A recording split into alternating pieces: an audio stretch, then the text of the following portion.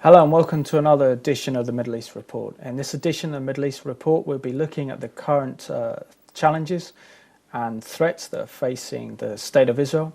We'll be discussing how the Israeli government plans to head off plans by the Palestinian Authority to declare an independent Palestinian state at the UN in this September. We'll be looking at the implications of this decision by the Palestinian Authority.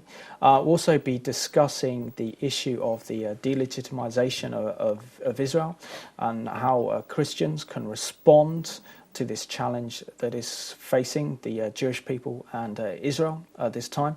Plus also be discussing the threat that Iran poses to Israel.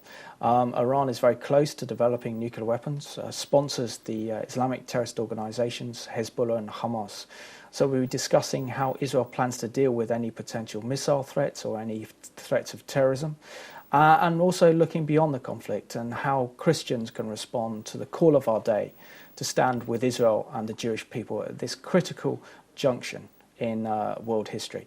And joining me today on the Middle East Report, it's a great honour and privilege to have Michael Brodsky, the Director of Public Affairs at the Israeli Embassy in London. Michael, hello and welcome to the programme. Hello, Simon. Thank you very much for inviting me. It's a pleasure to have you, particularly a leading diplomat such as yourself.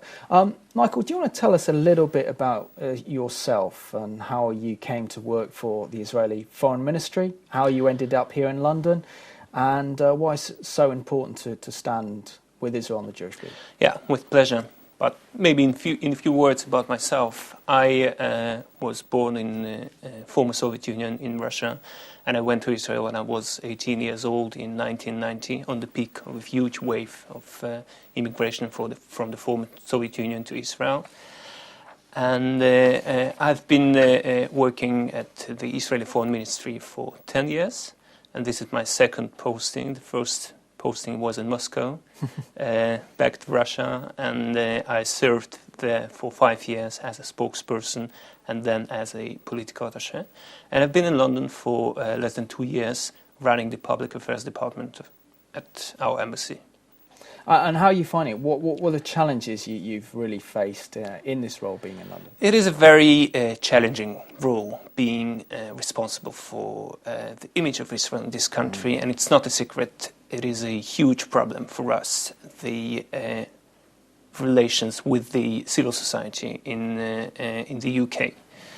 And I'm sure that your audience is aware of the situation with Israel being delegitimized by different parts of the society, different parts of the civil society in Britain, including some parts of academia, trade unions, media. And this is a great challenge for us to try and to change the situation, to try to influence the bad climate towards Israel and towards what Israel represents and what Israel is doing towards the Israeli policy. And have you been surprised by the level of hostility that Israel receives being in this country? To be honest, yes. I've been surprised. I haven't seen the same level of hostility in any other country. Definitely not in the country that I served before. It's a completely different situation here in Britain. And there are many reasons for this bad situation with public opinion. One of them is, unfortunately, the alliance between the extremist elements within the Islamistic groups in this country, and the far left, which has hijacked the political agenda and has found common language in this hatred towards Israel and double standards towards Israel and the Israeli politics. Going on now, talking about probably the biggest threat to Israel is the proposed plan by the Palestinian Authority to declare a Palestinian state at the UN in September. Why is Israel concerned about this, and what are the implications of a unilateral declaration of independence by the Palestinian Authority? The conversation is not about yes or no to the Palestinian state. The Israeli government and the Israeli people has agreed already to this two-state solution, and we genuinely believe that this is the best solution, and this is the best way out of the complexity and of the difficult situation that both people have been in for many years. This is the question of timing and the question of negotiations and the implications of this unilateral move on the negotiations process. And we genuinely believe that these implications will be negative. We believe that the only way to achieve long-lasting peace and to achieve a settlement for our conflict is in the framework of negotiations, is in the framework of direct talks between our two people. And this is not the way that apparently the Palestinian side is choosing now. That's why we are trying to persuade the international community to oppose to this move, because we genuinely believe that this will jeopardize the peace process, and this will have very negative implications on the situation in the Middle East as a whole. But can the UN Security Council impose a Palestinian state upon Israel? We believe that the unilateral move that the Palestinians are trying to push forward within the UN won't have any operational consequences in terms of establishment of the Palestinian state. They're seeking a declaration. Unfortunately, they're not seeking a real solution to their problems.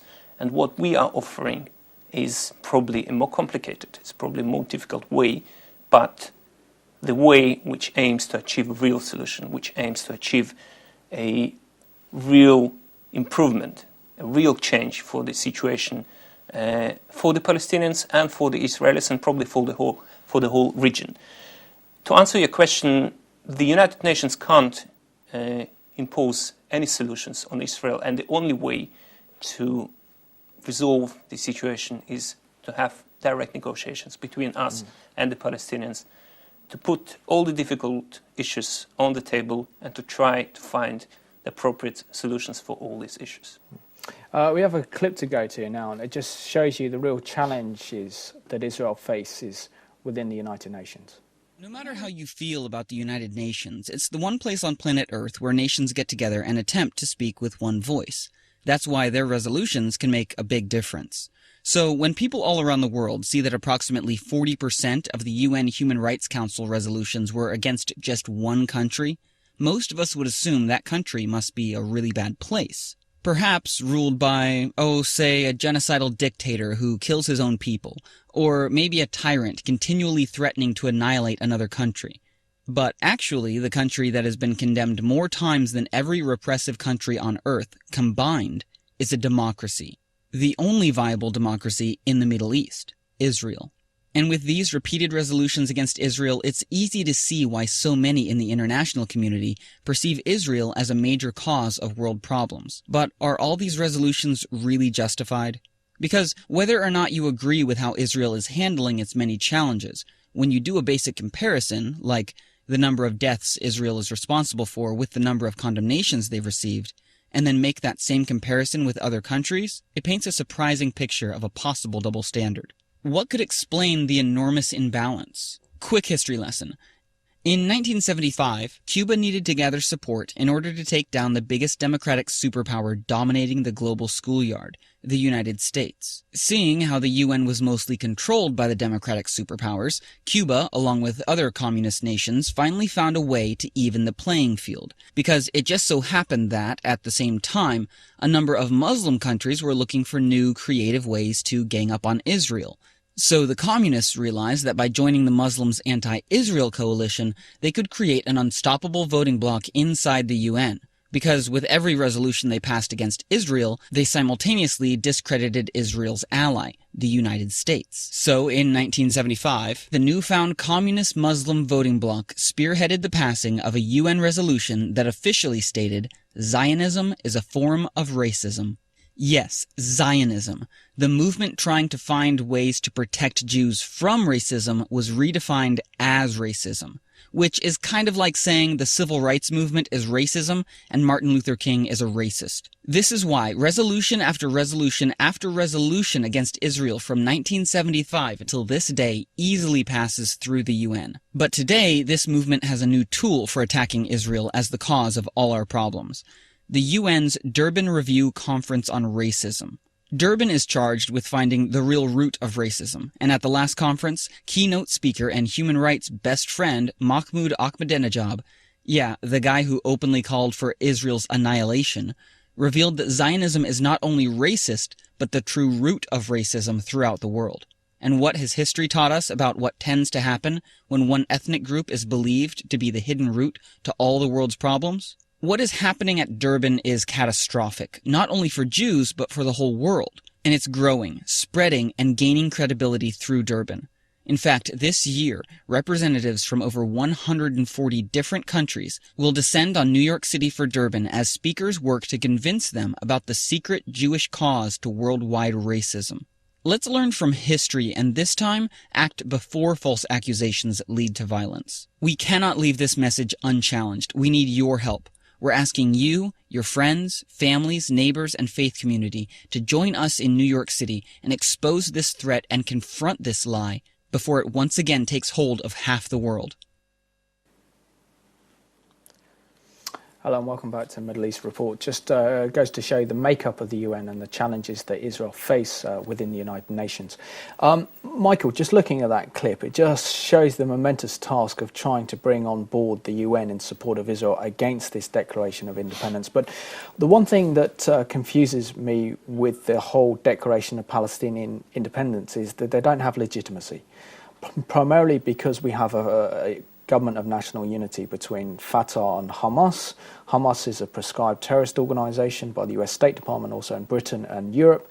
They fail to recognise Israel's right to exist and within their covenant charter call for the destruction, not only of Israel, but of the Jewish people. Doesn't this pose a major problem for the Palestinian Authority and the international community? Absolutely. I absolutely agree with you. And this is another problem that we should refer to, the problem of providing legitimization to Hamas, which is considered not just by Israel, but also by many countries, including this country, as a terrorist organization, which poses threat not only to Israel, but to the entire world by encouraging and by promoting this hatred, by promoting war against Israel and against the whole civilized world. So we believe that recognizing in a unilateral manner the Palestinian state will encourage Hamas not only to fight against Israel, but also to fight against the Palestinian Authority itself, and to try to hijack the power in the Palestinian Authority in order to establish an Islamic State in the Palestinian territories. This is a real threat, and we believe that the recognition of the Palestinian state at this stage in a unilateral manner will encourage this very dangerous trend, will encourage this very dangerous process. And now just on to another theme that's really affecting Israel in the Middle East, and that's the rise of the Arab Spring. I mean, what's Israel's interpretation of the Arab Spring, and is there a chance that democracy and freedom could take root in the Arab world at the current time? Israel is the only true democracy in the Middle East, and being a democracy, we obviously support any democratic changes in the neighbor countries. And we hope that this process, which started only a couple of months ago in different Arab countries around Israel, will end up in establishment of true democracies, strong democratic regimes all across the Middle East. For us, it would be the best outcome of this situation. For us, it would be much easier to deal with democratic countries than with dictatorships, than with countries which are not run by their own people, but are run by dictators of different types. Unfortunately, there is a risk and there is a threat that these processes will be hijacked by extremistic elements within the Muslim society, like Islamic Brotherhood in Egypt and like some others. And that's why we all should follow closely after these developments in the Middle East, and we should be up to date, and we should see what direction it takes. Because obviously we've been encouraged by this development, but on the other hand, there is a real threat that will end up with something that won't bring towards democratizations, but the opposite. I mean, we looked at the beginning of the year in January, the historic scenes in Cairo, and with millions of Egyptians demonstrating on the streets and meeting in Tahrir Square, which brought about the fall of President Mubarak. We're now heading in for parliamentary and presidential elections. First time there's going to be multi-party elections in Egypt. But there's also a fear amongst many Middle Eastern analysts that the Muslim Brotherhood could take over. And if they do take over, what is the implications for the lasting peace agreement that Israel has with Egypt? And it's been the bulk of stability in the Middle East since 1979. Well, unfortunately, in this case, we will end up with something that is described by some analysts as a different type of democracy, which is one man, one voice, once. This is what could happen if the Islamic Brotherhood wins the elections in Egypt. We hope it won't happen because we know what Islamic Brotherhood represents, and we know about the close ties between Hamas in Gaza and in the Palestinian territories and Islamic Brotherhood. And we know the real danger that would emerge if Islamic Brotherhood would come to power in Egypt and in any other countries. Obviously, it has nothing to do with democracy, it has nothing to do with freedom, and the opposite is right. It will end up with a very dangerous situation for the Egyptians themselves, for Israel, obviously, and for the whole region. And what do you think the prospects of that worst-case scenario are likely to be?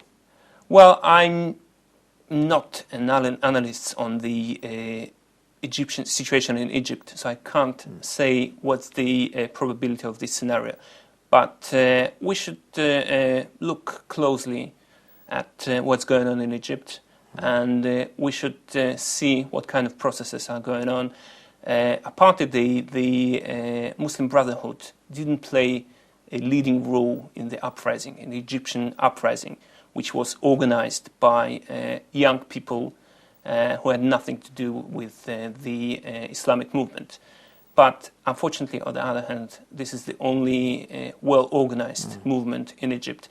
And as I said, there is a probability. How high is the probability? I can't say, unfortunately.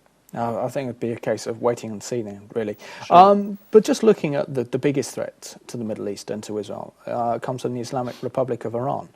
And we know, according to Israeli intelligence reports that are being published in the media, that Iran could be 2 years away from developing nuclear weapons. Are economic sanctions against the regime working? And are they deterring the Iranians from developing nuclear weapons? The economic sanctions are working to some extent. But Israel has been talking about the threat of Iranian nuclear program for many years. And I'm happy that now the whole international community recognizes the threat that Iran imposes on the whole world. And I'm happy to say that the United States and the leading European countries fully realize the complexity and the problem of Iranian nuclear program and are doing quite a lot in order to stop it. But definitely more should be done in order to stop Iran from obtaining the nuclear weapon, because in this case the whole situation in the Middle East would change.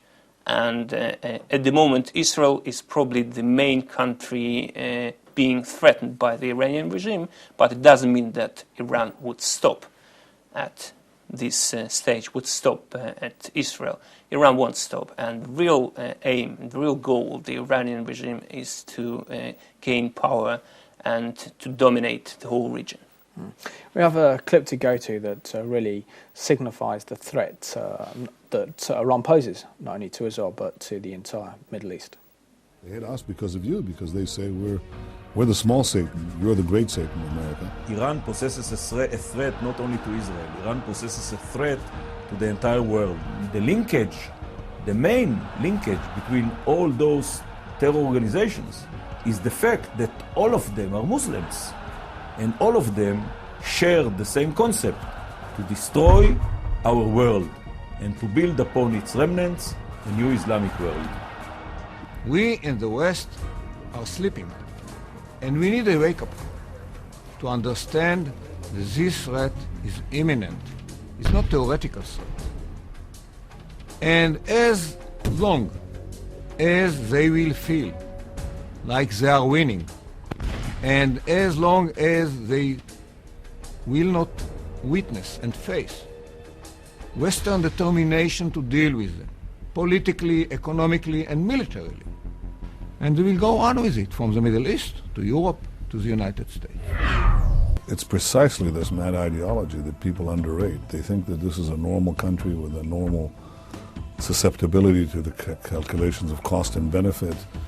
Basically a country that operates on the world scene with a modicum of responsibility. That's not the case. Iran is an outlaw state. It fans terrorism and militancy worldwide. This Mahdi will come back in a great apocalyptic war that will claim the lives of millions. So it almost mandates this kind of conflagration.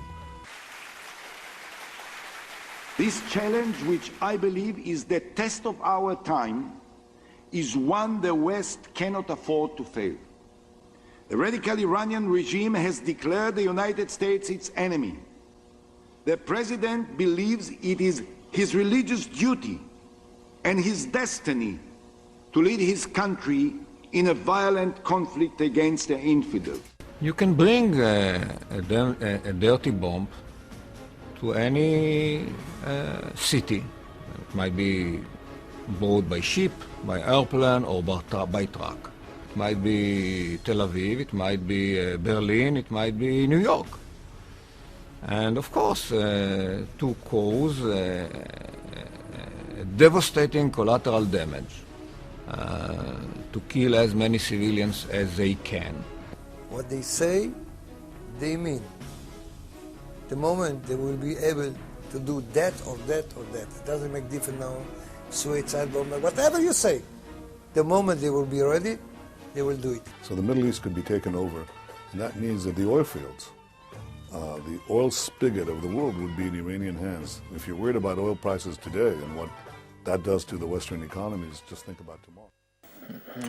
Yeah, welcome back to the Middle East Report. Michael, we saw there the current Israeli Prime Minister, Benjamin Netanyahu, really talking about the dangers and the ideological danger posed by the Iranian regime, which sometimes the West doesn't understand. But according to the WikiLeaks affair, we've had for really the first time the disclosure on Arab leaders and how they perceive the threat of Iran. We had the former Egyptian President Mubarak saying that Iran poses an existential threat to Israel. We've had King Abdullah of Saudi Arabia declare that America should cut off the head of the snake in reference to taking on military action against the Iranian regime.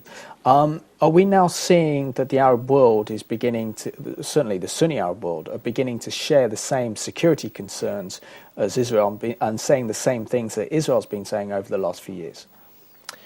Absolutely. Although the WikiLeaks materials were accepted as a complete surprise by the whole world, for Israel it wasn't a surprise. And we didn't need WikiLeaks in order to understand the real relations of most of the Arab countries towards the Iranian threat.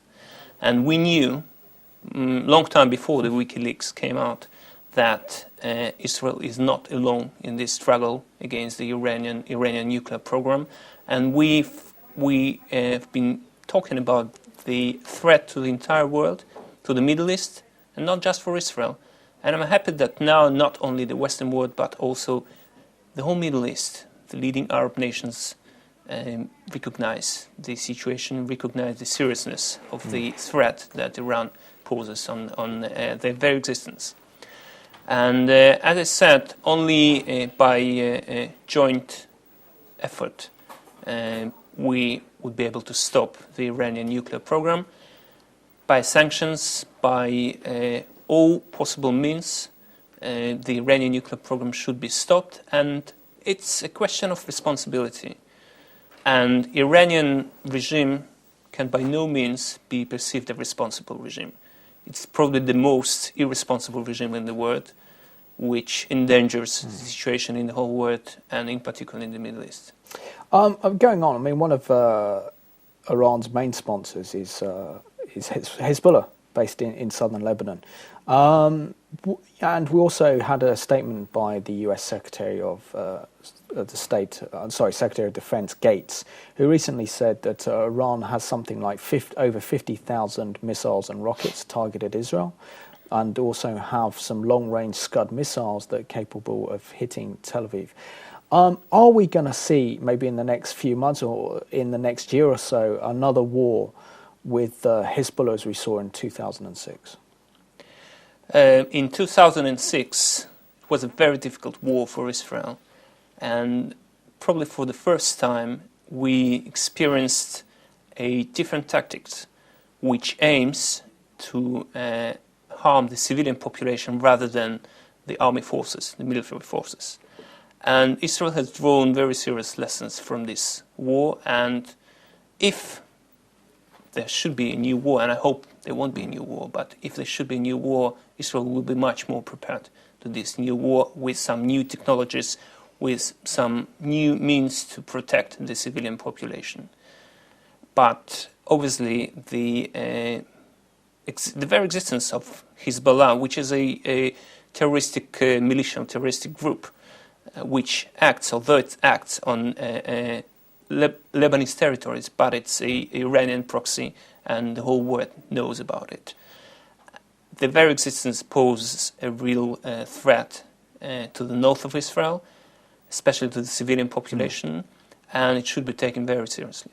And how's Israel dealing with this threat? I mean, the prospect of having missiles fired by Hamas and then from Hezbollah in the north, from southern Lebanon, could make Israel unbearable, particularly if a rocket's able to hit Tel Aviv, which would change the whole dynamics in Israel. What is Israel doing to protect its citizens from this type of attack? It's a new challenge for Israel.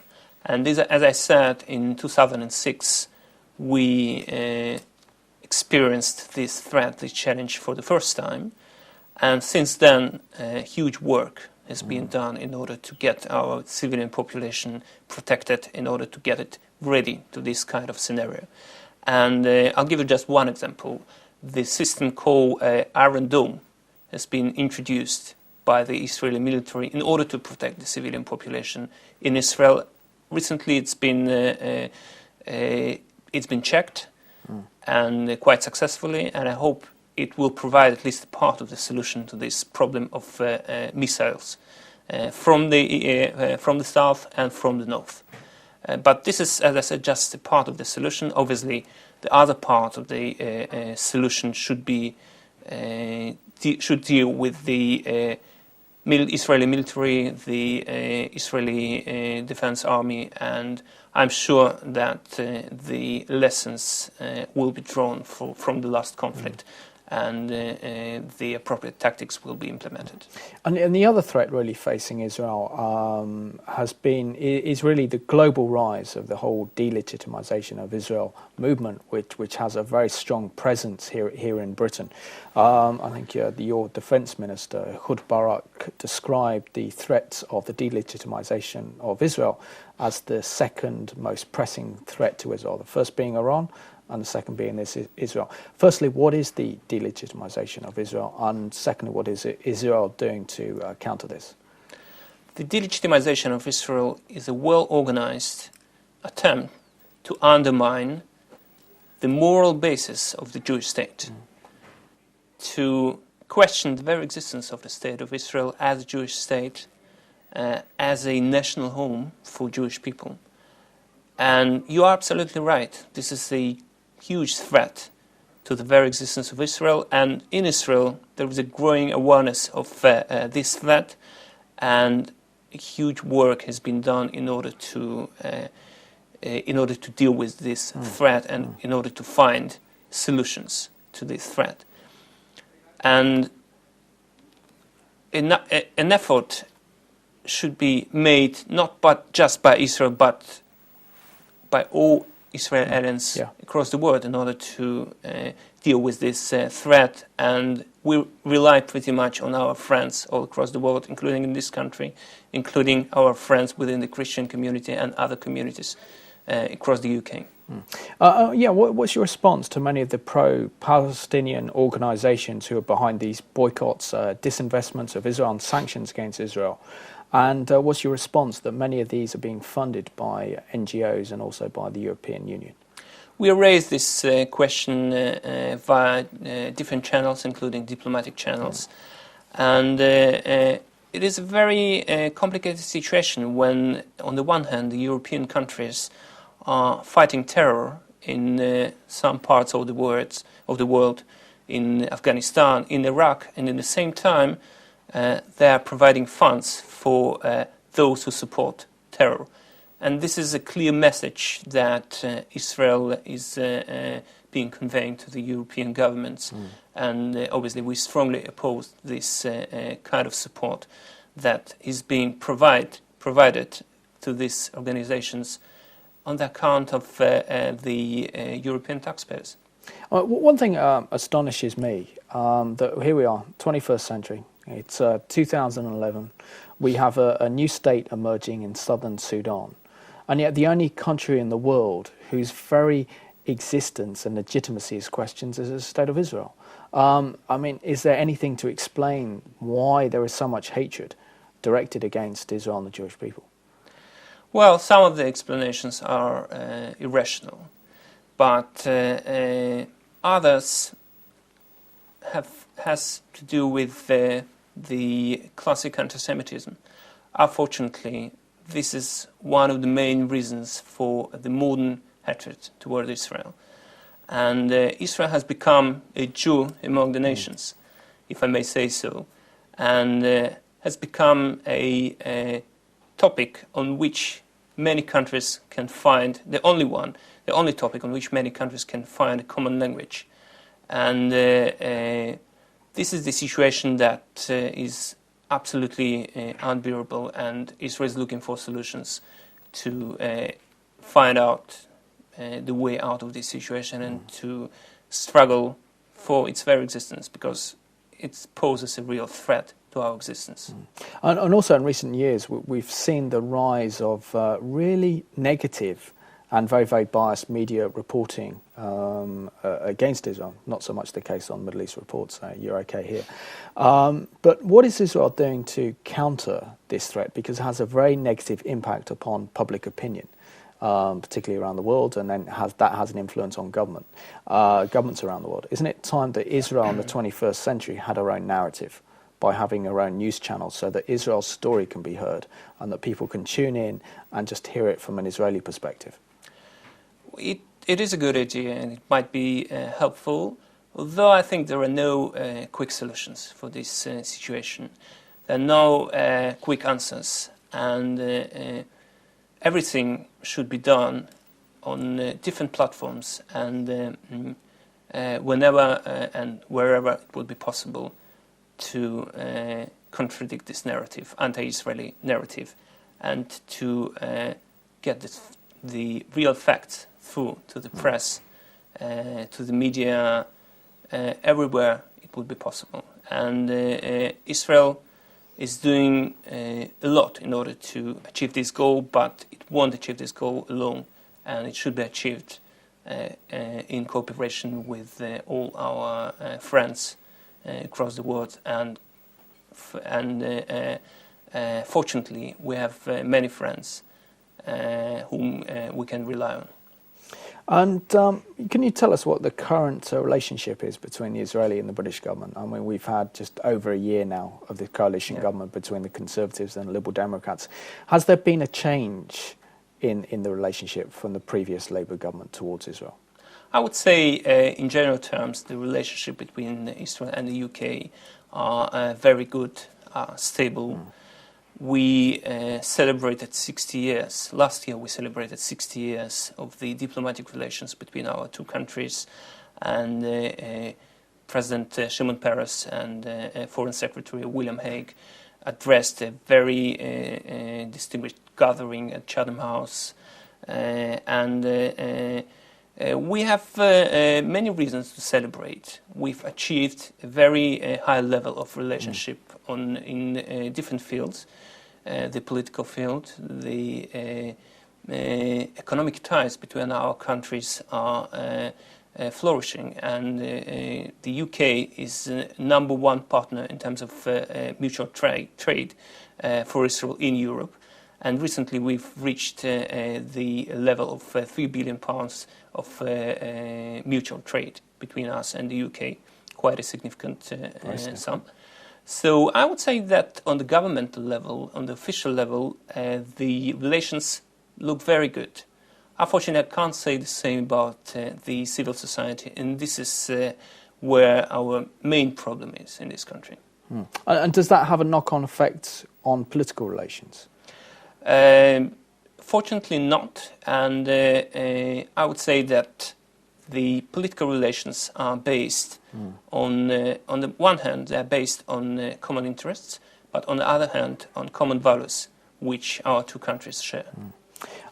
Here at Revelation TV, we have a passion for Israel, we have a passion for the Jewish people, and we want to proclaim the truth and want to give Israel the opportunity to have a voice which you won't have on many other channels. And this is why it's great to be able to interview you, Michael.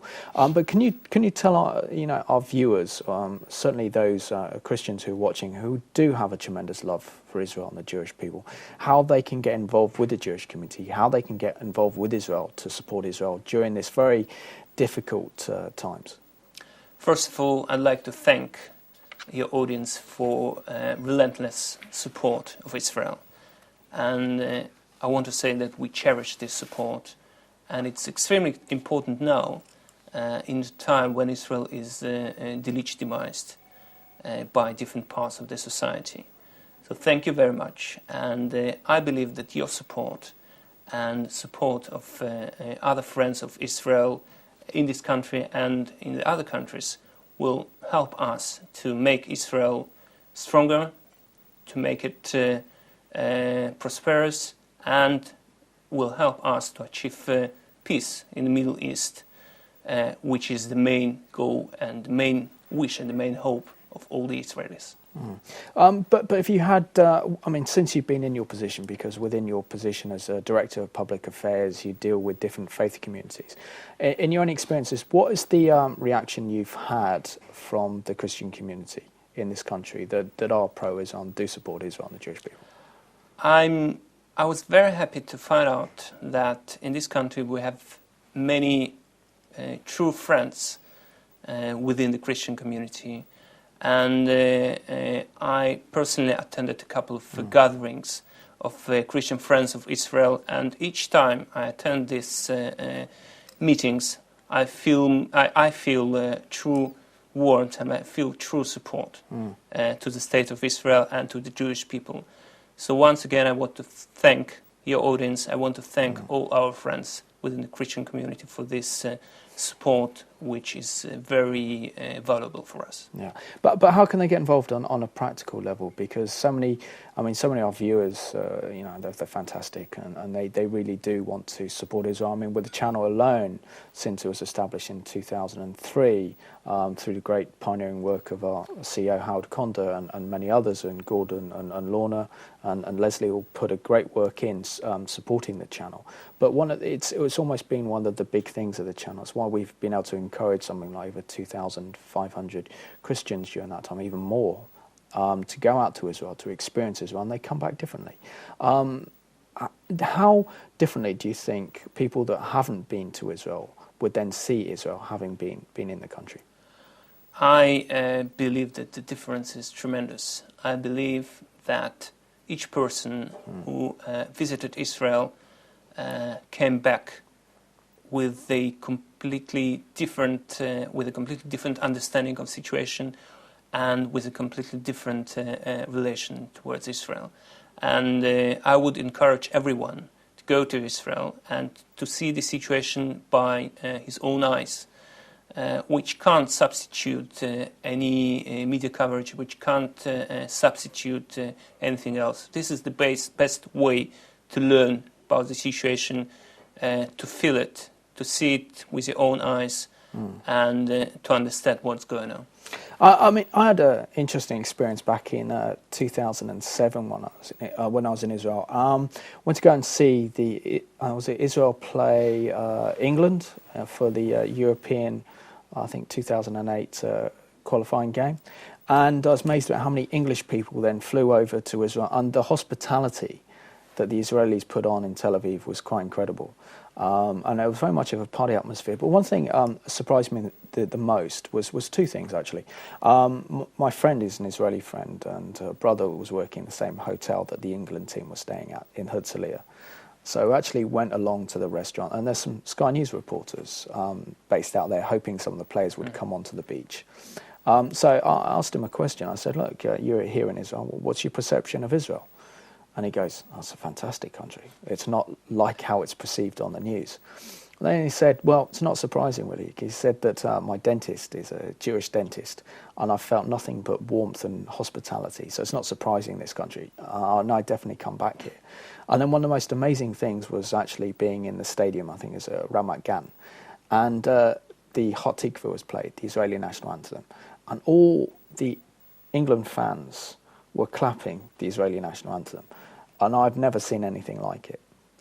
Maybe that's something that's an understatement with Israelis, is that warmth and hospitality that they have that doesn't necessarily communicate itself so much on air.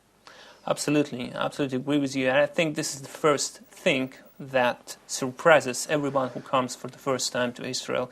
This huge gap between how Israel is presented in the media and the real Israel, and the real warmth and the real hospitality, and the feeling that you are at home, the feeling that you are in probably the safest place in the world.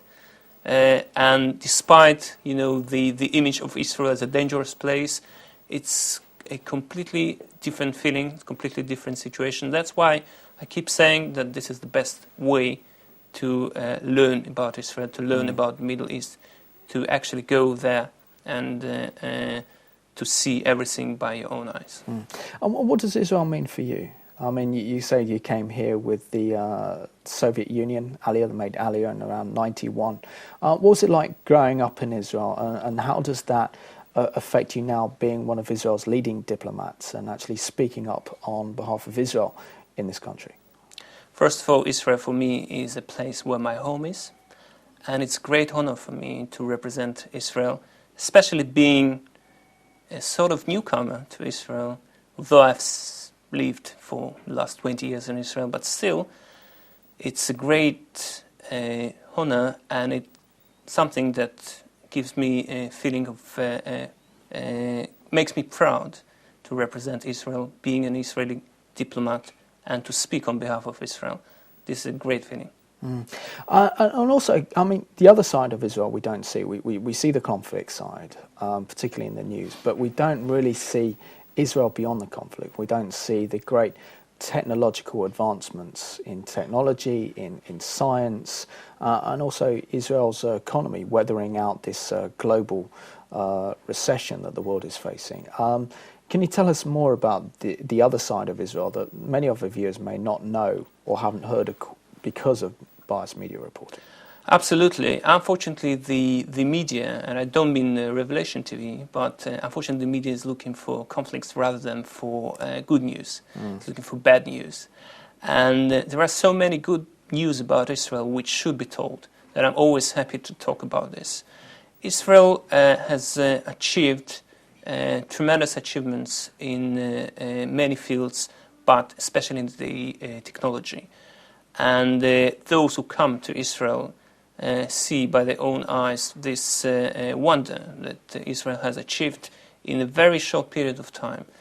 And Israel managed to change its economy from one which was based mainly on agriculture to a most advanced one, which not only supplies all internal needs, but provides the most modern technology to the whole world, provides amazing solutions for different problems that the world is facing.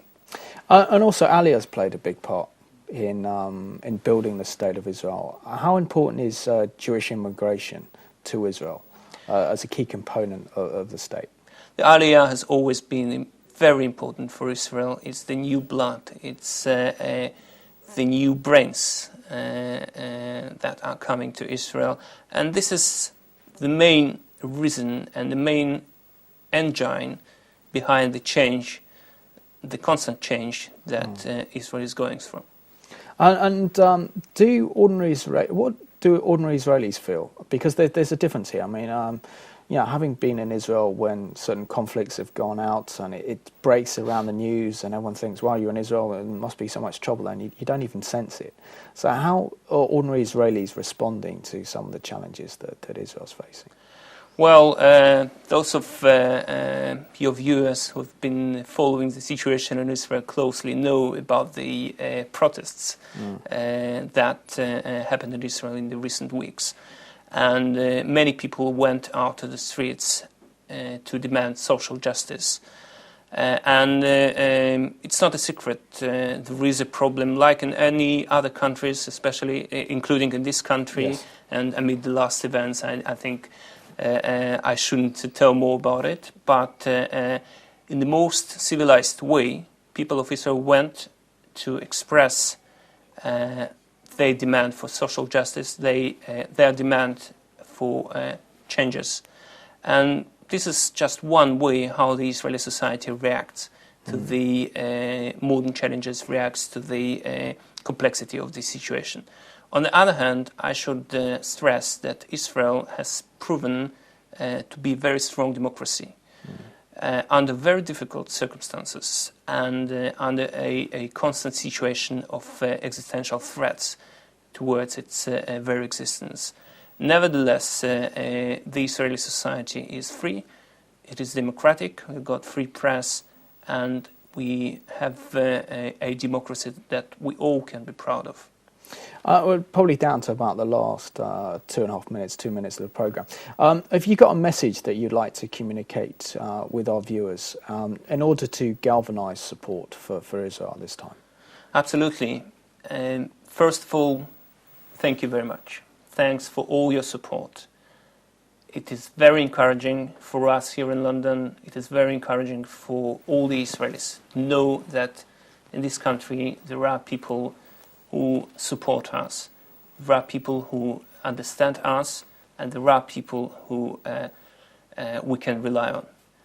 And this is extremely important now when we feel that Israel is sometimes criticized unfairly and is held to the highest standards like not any other country is being held. So thank you very much, and only with your support, only with your help, we'll be able to make Israel stronger, we'll be able to get our message through to the British society, to the media, and we count on your support, we rely on it, and we understand that only by mutual efforts of the Jewish community, of the Israeli representatives, and of our friends, including our friends among the Christian community, we'll be able to achieve our goals. Michael, I just want to thank you so much for joining us today on the Middle East Report, and just want to thank you for watching. I think you heard there from Michael Brodsky, the Director of Public Affairs at the Israeli Embassy, how important and how vital your support is for the Jewish people. So we're just going to leave you with this song to reflect on the challenges and the threats, but also the great optimism shared by many Israelis about the challenges that lie ahead for the State of Israel. I'll edit that bit out.